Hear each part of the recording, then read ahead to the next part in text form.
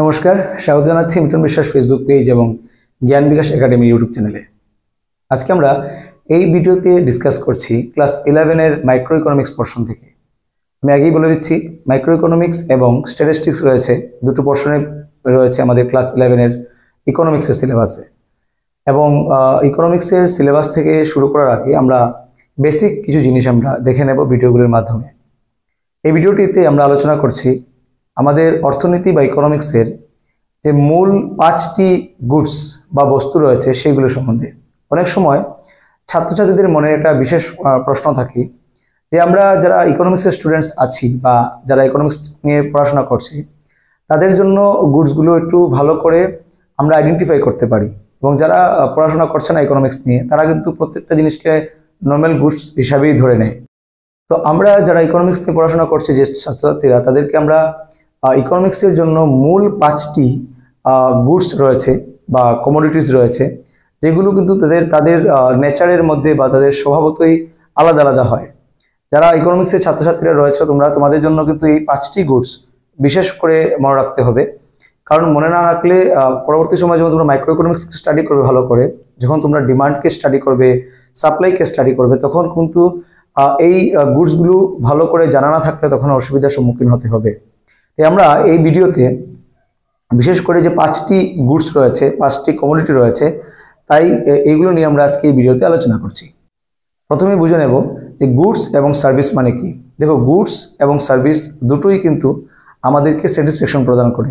Goods আমাদেরকে satisfaction দেয়, আবার সার্ভিসও আমাদেরকে স্যাটিসফ্যাকশন দেয়।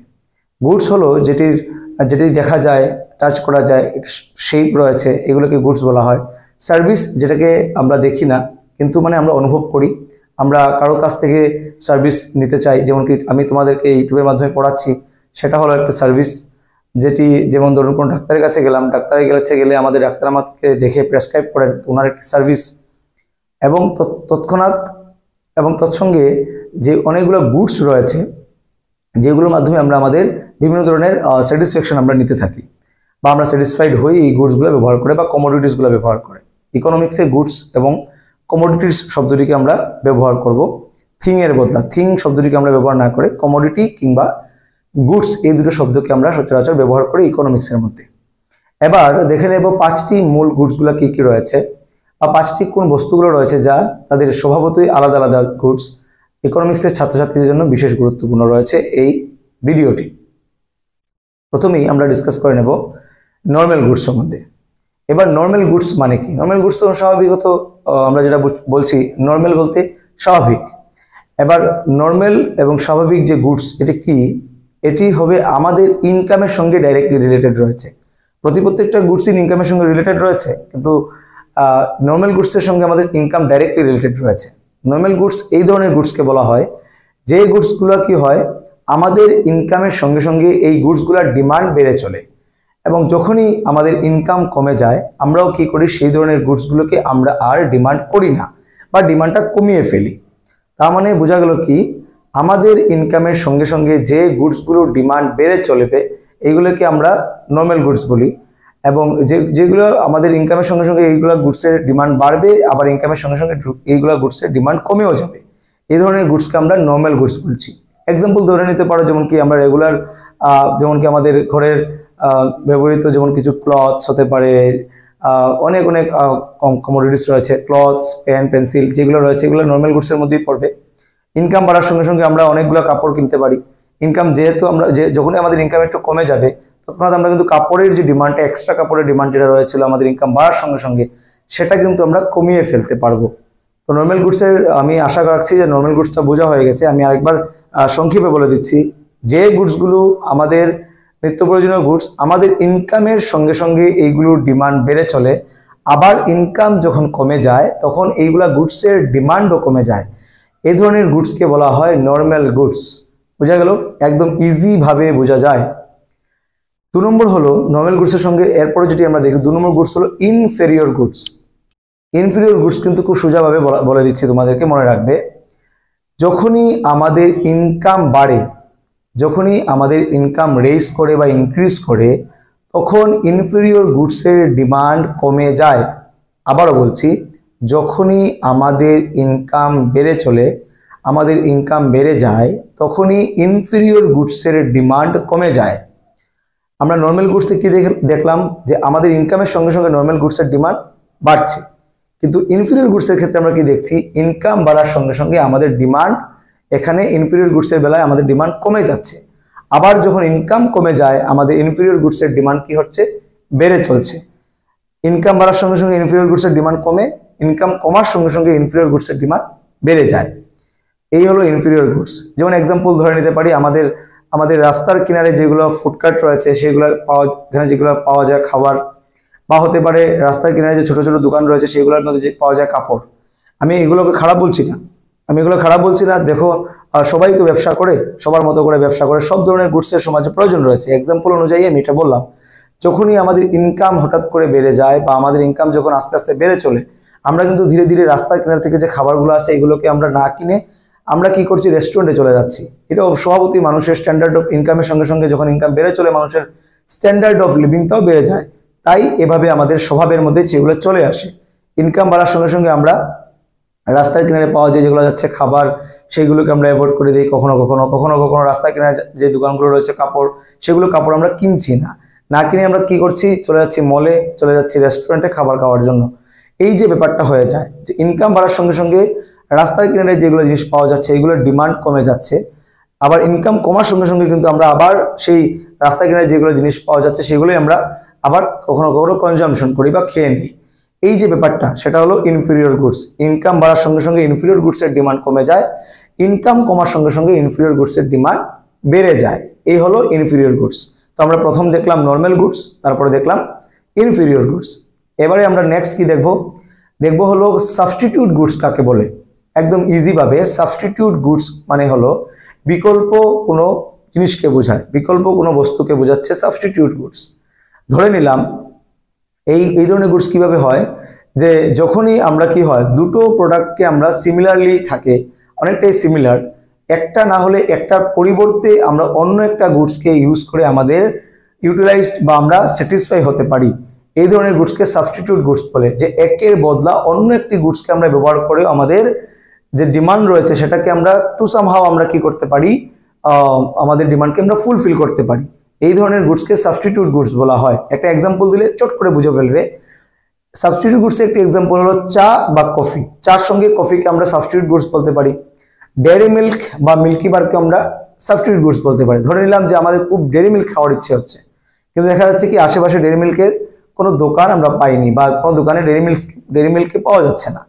তৎক্ষণাৎ যদি আমাদের বেশি মিষ্টি খাওয়ার ইচ্ছা হচ্ছে তখন আমরা ডেয়ারি মিল্কের জায়গায় আমরা মিল্কি বার খেয়েও আমাদের ডিমান্ডকে টু সাম এক্সটেন্ট আমরা কি করতে পারি, সেটাকে আমরা ফুলফিল করতে পারি। এই ধরনের গুডসকে আমরা সাবস্টিটিউট গুডস বলি। সাবস্টিটিউট গুডসের বেলা কি হচ্ছে, একটি গুডসের যদি দাম বেড়ে যায়, ধরে নিলাম চা এবং কফি সাবস্টিটিউট গুডস, চার দাম যদি বাড়ে তাহলে আমরা কি করব, সাবস্টিটিউট গুডস যে কফি রয়েছে কফির ডিমান্ডটা বেড়ে চলবে। কেন চলবে, চা যদি দাম বাড়ে মানুষ কি করবে, চা খাবে না, তখন মানুষ চলে আসবে, সঙ্গে সঙ্গে চলে আসবে শিফট করে কফিতে। তো চার দাম বাড়লে কফির ডিমান্ড বাড়ছে, চার দাম কমলে কফির ডিমান্ড সেখানে কমছে। তো কফি এবং চা হলো যদি সাবস্টিটিউট গুডস, বোঝাই যাচ্ছে যে একটার বদলে আরেকটাকে যদি আমরা কনজামশনের মাধ্যমে আমাদের স্যাটিসফ্যাকশন পাওয়া যায় সেই ধরনের গুডসকে আমরা বলি সাবস্টিটিউট গুডস। তারপর আসছে কি 4 নম্বর গুডস আছে কি কমপ্লিমেন্টারি গুডস। কমপ্লিমেন্টারি গুডস কি হয়, বাকি গুডসগুলো কি হয় একাই তারা আমাদের স্যাটিসফাই করতে পারে, কিন্তু কমপ্লিমেন্টারি বেলা কি হবে, দুই বা দুইয়ের বেশি গুডস একসঙ্গে মিলে কি করছে, আমাদেরকে সেম লেভেল অফ স্যাটিসফ্যাকশন দিচ্ছে। সেই ধরনের গুডসকে আমরা বলি কমপ্লিমেন্টারি গুডস। কমপ্লিমেন্টারি গুডস মানে একসঙ্গে টুগেদারলি কি করে আমাদের ডিমান্ডকে স্যাটিসফাই করার জন্য কাজ করে কমপ্লিমেন্টারি গুডসে।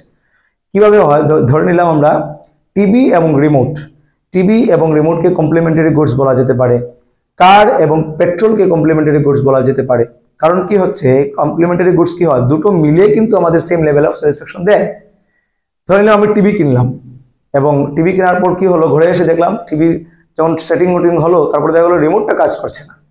ধরো টিভি তো কিনে নিলাম, কিন্তু রিমোট যদি আমাদের সঙ্গে না থাকে টিভির সঙ্গে, তখন কিন্তু আমরা সেম এই যে টিভির যে আনন্দ, টিভি কেনার পর যে দেখার যেটা আনন্দ বা মজা, সেটা কিন্তু আমরা সেখান থেকে প্রাপ্ত হব না বা পাবো না। কারণ টিভি এবং রিমোট দুটো মিলেই কিন্তু আমাদের একসঙ্গে কি করে, সেম লেভেল অফ স্যাটিসফ্যাকশনটা প্রদান করে। বা ধরে নিলাম কার এবং পেট্রোলের ক্ষেত্রে, কার কিনে নিলাম পেট্রোল নেই, বাজারে পেট্রোল পাওয়া যাচ্ছে না, তাহলে কার কেনা এখানে বেকার হয়ে যাবে।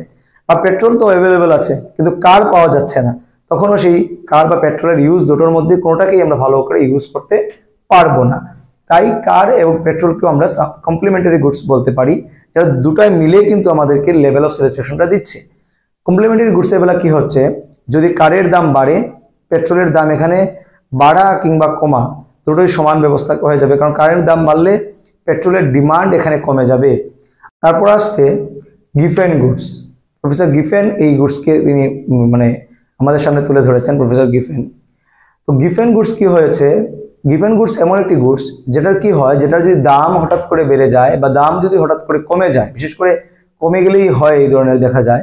এই গিফেন গুডসের ক্ষেত্রে কি হচ্ছে, কোনো জিনিসের গিফেন গুডস যদি হয়, যদি কোনো প্রোডাক্টের যদি দাম কমে আসে, তখন আমরা এই কমোডিটির ডিমান্ড করি না। বিশেষ বাকি ক্ষেত্রে কি হচ্ছে, দাম কমে গেলে আমরা ডিমান্ড করছি, কিন্তু এখানে কি হচ্ছে, গিফেন গুডসের বেলায় দাম কমে গেলে সেটার ডিমান্ড আমরা সেভাবে করছি না, বা দাম যদি খুব একটা বেশি চলেও যায় তারপর আমার ডিমান্ডের মধ্যে বেশি একটা কিছু এটার ইম্প্যাক্ট পড়ছে না, সেই ধরনের গুডসকে বলা হচ্ছে গিফেন গুডস। যেমন ধরে নিলাম একটা এক্সাম্পল, ব্রেডকে আমরা রোজ দিন পাউরুটি বা ব্রেড, যেটা আমরা সকালবেলা আমরা খেতে পছন্দ করি, এই ব্রেডের প্রাইস যদি হঠাৎ করে 20 রুপিস থেকে 30 রুপিস হয়ে যায়, সেখানে কিন্তু ডিমান্ডের মধ্যে খুব একটা ফারাক চলে আসবে না।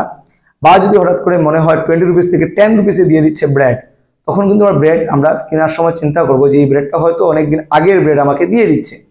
দাম কমলে সেখানে কিন্তু ডিমান্ড খুব একটা বাড়বে না, আবার দাম বাড়লেও সেই ডিমান্ডের মধ্যে কিছু একটা বেশি একটা কিছু ইম্প্যাক্ট পড়ছে না। সেই ধরনের গুডসকে আমরা বলছি গিফেন গুডস। তাই আমরা এখানে টোটাল আমরা দেখে নিলাম 5 ধরনের গুডস। প্রথম দেখলাম নর্মাল গুডস, 2 নম্বর দেখলাম আমরা ইনফিরিয়র গুডস, 3 নম্বর দেখলাম সাবস্টিটিউট গুডস, 4 নম্বর দেখলাম কমপ্লিমেন্টারি গুডস এবং 5 নম্বর দেখলাম গিফেন গুডস। এই প্রতিটা গুডস কিন্তু যারা আমরা ইকোনমিক্স পড়ছি সবার জন্য অতি ইম্পর্টেন্ট একটি বিষয়, কারণ গুডসগুলোর ডেফিনেশন বা গুডসগুলো কোন গুডস কিভাবে কাজ করছে, কোন গুডসকে কিভাবে আমরা আইডেন্টিফাই করতে পারি, সেটা কিন্তু মাইক্রো ইকোনমিক্স পড়তে গেলে সবচেয়ে একটা ইম্পর্টেন্ট বিষয় হয়ে দাঁড়ায়। আমি ভিডিওর মাধ্যমে এই 5টি গুডসকে বিশেষ করে তোমাদের সামনে তুলে ধরার চেষ্টা করেছি। দেখা হবে আগামী কোনো ভিডিওতে আরো কোনো নতুন বিষয় নিয়ে। ততক্ষণের জন্য ভালো থাকবে, সবাইকে অনেক অনেক ধন্যবাদ।